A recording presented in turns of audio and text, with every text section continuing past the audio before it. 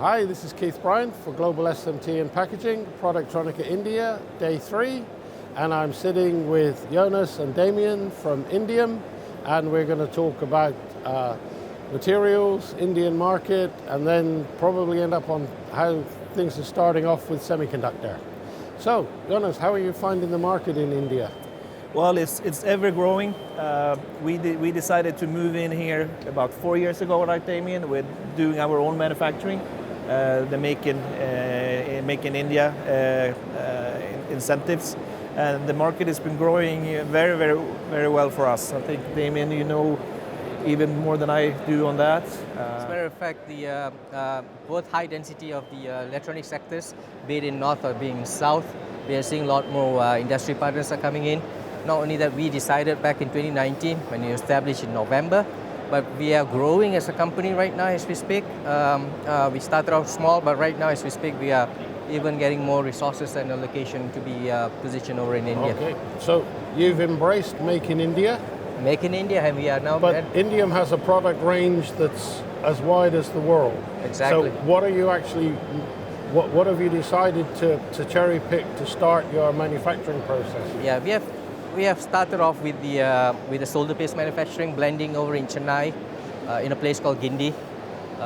Because at the time that we came in, we saw a lot more on the SMT industry partners are there, and who needed our solution when it comes to the technology.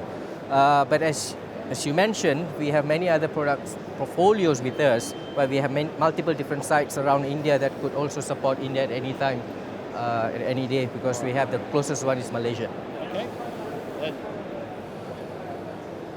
Being a little bit of a geek, and there are other people who are listening to this as being a geek, lead-free, SAC, something else exciting, type 3, type 4, type 5, or type 6? Yeah, lead-free for sure. That's coming more and more, but there's going to be another segment which I'm going to let Jonas to talk about with the technology that we have. Yeah, I mean, there's basically three big things that's happening right now. I mean, the SAC is the biggest thing so far. There's some discussions about like the bismuth containing low temp, which the market is kind of a bit reluctant to it because of the reliability. We have some of our major customers that actually stopped looking at it for now because of reliability issues, like with hot tear issues, mechanical reliability issues. We are still offering these materials, and there's certain application for those materials, no question about it. Then we have a family of products. We call it Durafuse. And it's a technology that's using mixed alloy technology. We actually have three products in that category. We have something called Durafuse LT, which been on the market for about 4 or 5 years. It's heavily used on mobile phones today, but also for EV products. And it's a mid to low temp alloy with the same reliability as SAC. So we take two alloys, and it can be reflowed from about 205 up to 260. So it gives us a very wide range of reflow temperatures. We have another product in the family called Durafuse HR, which is a harder alloy that is better for thermal cycling for -40 up to 150. So for space applications and under the hood applications, that would be an alloy which is using the same technology, but just two different alloys. And we have a similar product again for the semiconductor market, as a drop-in solution for high lead, which is heavily used in some of the semiconductor products right now. And just to echo to what Jonas have said, the year 2019 we came in a little late to India.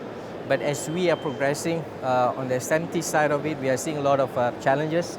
Challenges that we see are bigger packages, the high density boards are populated with a small form factor, big form factor. So with the years that we came in, 5 years, we actually have stepped up when it comes to unblocking the challenges. Challenges like how we can overcome the warpages of the components. How are we going to deal with the CT mismatch between the small form factor and the bigger form factor? So we have now a product that we believe is going to have that solution for the customers here in India. Yeah, it's one thing that I see when pretty much whoever I talk to in India, 12 years ago, it was all through hole. and suddenly it's taking very big steps very, very quickly to, I don't like to say catch up, but that's pretty much what's happening in terms of the technology. And from what I'm seeing being made here now, it's on a par with what I'd see in the States or in Europe. I don't know if you guys are seeing the same thing. We see that, especially, I mean, the semiconductor is still very early, but with the type of mobile phones that's being built right now from I'm not going to name any names, but there's multiple mobile phone companies here. I think the world's biggest mobile phone factory is here in the Noida area. And a mobile phone today, you can debate if it's semiconductor or not, because some of the boards is actually using semiconductor substrates. Yep. So I think the step over to semicon in some areas will be, I wouldn't say easy. Yeah. There's all challenges, but a lot of the companies can use the knowledge that they've gained with the mobile phone factories. But I think some of the challenges with the semiconductor would be like how to handle clean room environments, which is not very common here right now. There's some, but I think that's going to be one of the challenges for the semiconductor. Yeah, reflow in a clean room is kind of an oxymoron, isn't it, when you think about it? Yeah, it's all about discipline. Yeah. Oh yeah. Yeah, but as you said, I mean, the semiconductors is coming up. We are sampling fluxes and system in package solar paste materials already to some of the major players. Yeah. But it's going to be challenging for some of the smaller players to kind of adopt to the semiconductor way of thinking with different naming convention, and EMS is an OSAT and some of those things. Yeah, I mean, I've seen some mobile phone tablet applications where they're putting effectively, well, they call it a small CSP, but effectively it's just a chip they're sticking on a board with micro bumps. Yeah. And what they're doing is they're printing the board, and then they're dispensing type 5 and type 6 mixed just onto the dots with a jet dispenser or something. Are you seeing a material that will be able to do both of those applications? I mean, we are supplying quite a bit of jetting materials today. We do the jetting materials.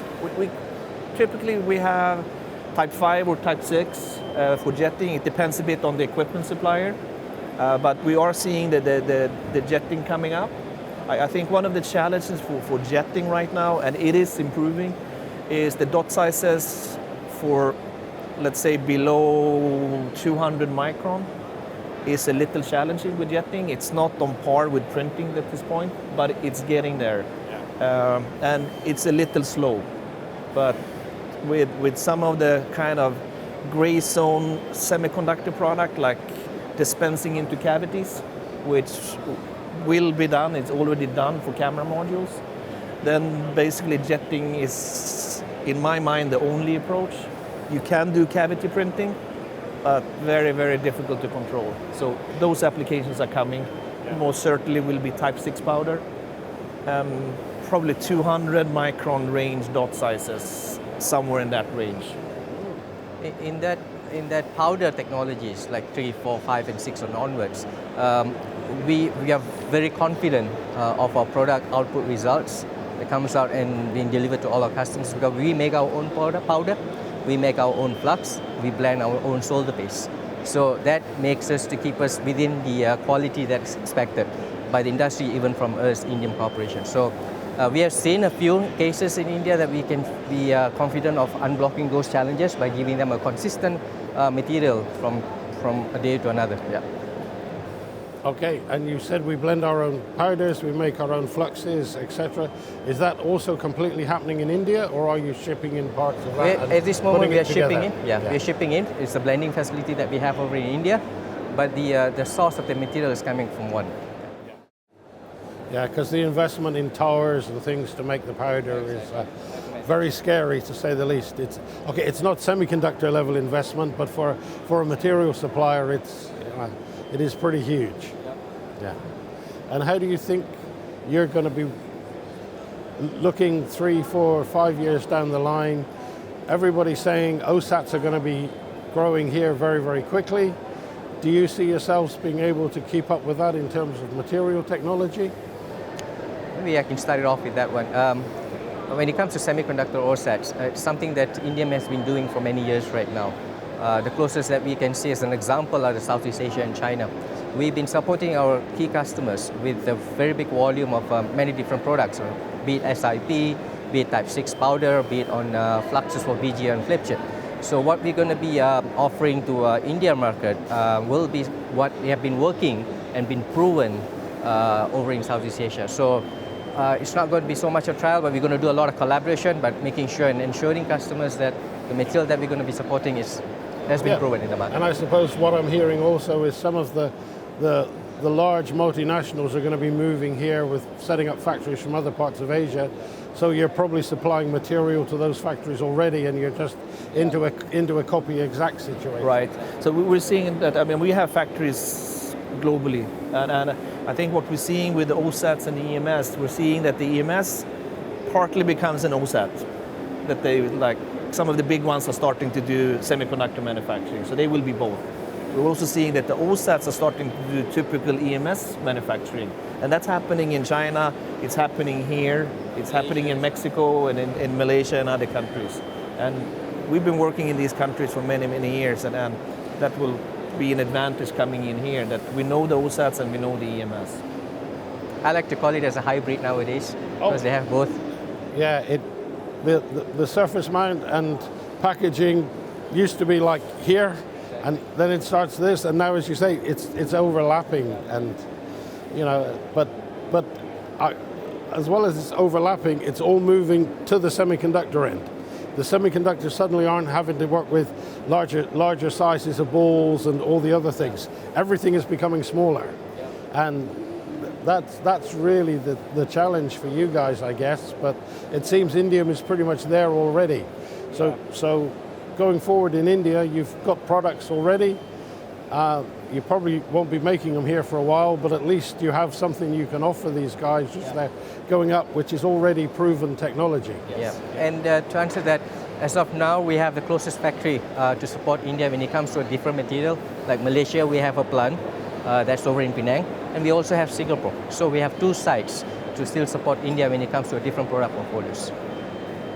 Yeah, and I think the other thing we're seeing here, not only is semiconductor coming up, on the other spectrum we have like the server and AI routers infrastructure as well, which have different complexities, and sometimes those products are even more complicated than the semiconductor products.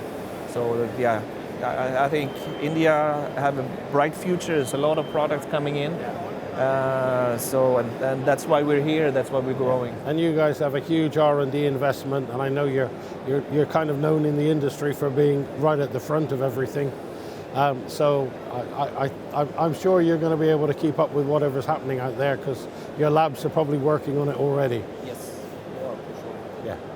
Okay, gentlemen, well, thanks for coming in and sharing Make in India from the Indian perspective. And like I say to everyone, I wish you good luck with the semiconductor business, because it's definitely going to be the next big thing, and it's going to be the next big thing in India for sure. Yeah, and we are proud to be in India and Made in India to support the Made in India program.